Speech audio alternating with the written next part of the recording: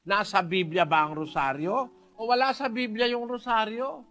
Paano ngayon, ba't ka ngayon mangangaral na isasama mo ang rosaryo? Di naman salita ni Kristo yun. Di naman yung salita ng Diyos. Ang Biblia bawal dagdagan eh. Bawal din bawasan.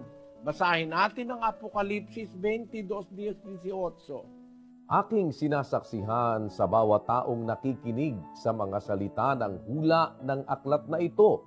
Kung ang sino man ay magdagdag sa mga ito, ay daragdagan siya ng Diyos ng mga salot na nakasulat sa aklat na ito.